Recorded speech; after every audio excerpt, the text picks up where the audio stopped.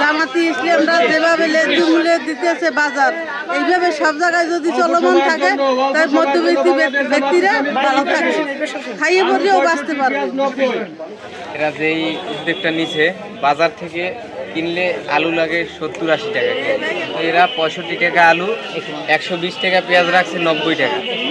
এইভাবে যদি এরা মানুষের পাশে দাঁড়ায়, হ্যাঁ, আমাদের মতো মধ্যবিত্ত পরিবার যারা আছে এরা অনেক উপকৃত হবে। এই জন্য জামাত ইসলামের কাছে আমরা কৃতজ্ঞ এবং তাদেরকে আন্তরিকভাবে ধন্যবাদ জানাই আমরা।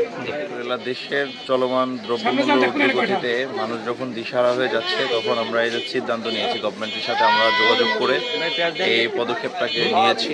আমাদের এই অবস্থানটা চলমান থাকবে যতদিন না পর্যন্ত দেশের মানুষের ক্রয় ক্ষমতা, তাদের সক্ষমতার ভিতরে যতদিন না আসবে ততদিন পর্যন্ত আমাদের এই প্রচেষ্টাটা থাকবে। এবং ইসলামী ছাত্র শিবির জামাত ইসলামীকে সবসময় তাদের সর্বোচ্চটুকু দিয়ে সহযোগিতা করবে। শুধুমাত্র জামাত ইসলামীকে নয়, সারা বাংলাদেশের সর্বসাধারণের পাশে তাদের সর্বোচ্চ শক্তি দিয়ে পাশে দাঁড়াবার জন্য অঙ্গীকারবদ্ধ। বাংলাদেশ জামাতে ইসলাম মহিপুর ইউনিয়ন শাখা থেকে আমরা উদ্যোগ নিয়েছি গত বৃহস্পতিবার থেকে। গত বৃহস্পতিবারে সাধারণ মানুষের যে উদ্যোগ আমাদের দেখছি প্রকাশ করছে, আমাদের প্রতি যেরকম ভালোবাসা তাদের তৈরি হয়েছে, সেই সুবাদে আমরা আরও কিছু পণ্য এ সপ্তাহে নিয়ে আসছি। গত সপ্তাহের চেয়ে সপ্তাহে আমাদের একটু বেশি আইটেম ছিল। এ সপ্তাহে আমরা উঠিয়েছি, আলু উঠিয়েছিলাম, পেঁয়াজ, ডাল আর চিনি।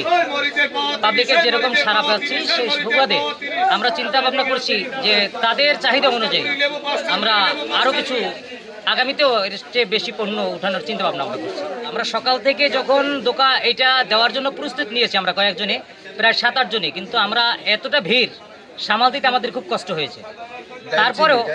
তারপরেই দেখা যাচ্ছে যে আমরা তো বেশি সময় বাজারে বিক্রি করতে পারছি না, কারণ অন্য বাজারে যে আমরা ন্যায্য মূল্যে দেওয়ার কারণে আমাদের কাছে পাবলিক এতটা পরিমাণে আসে, আমরা এভাবে সামাল দিতে পারছি না। তারপরও আমরা চাই যে যাদেরকে তাদের চাহিদা অনুযায়ী আমরা দিতে পারি।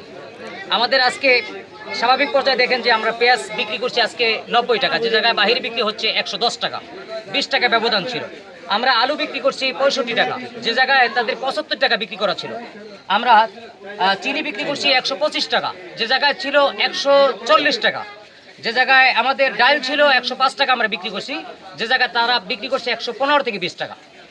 এই মানুষের এই কারণেই আমাদের কাছে বেশিরভাগ একটা সাশ্রয় পাওয়ার কারণে আমাদের কাছে বেশি করে নিয়ে যাওয়ার চেষ্টা করব। যে এটা মানুষের যেভাবে চাহিদা যদি এরকম থাকে আমাদের প্রতি, তাহলে আমরা এটা ধারাবাহিকভাবে এটা নিয়ে যাব। আমরা চেষ্টা করব। আমাদের দেখা দেখি অনেক মানুষের যে স্বতঃস্ফূর্তভাবে আমাদের প্রতি মানুষ অগ্রসর হয়ে আসছে, আমার মনে হয় সিন্ডিকেট এটা অবশ্যই ভাঙা সম্ভব।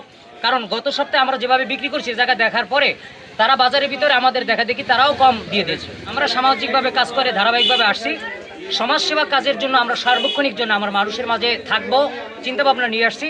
এজন্য আমাদের চিন্তাভাবনা হচ্ছে ভবিষ্যতেও যাতে করে ভাইরা আমাদের কাছ থেকে সাশ্রয় রেটে আমাদের কাছ থেকে কেনে তারা লাভবান হয় এবং সমাজকে কলুষিত মুক্তি করে একটা সিন্ডিকেট ভাঙার জন্য আমরা যেভাবে মানুষকে ন্যায্য মূল্য দিতে পারি সেই চিন্তাভাবনা আমাদের ভিতরে রয়েছে।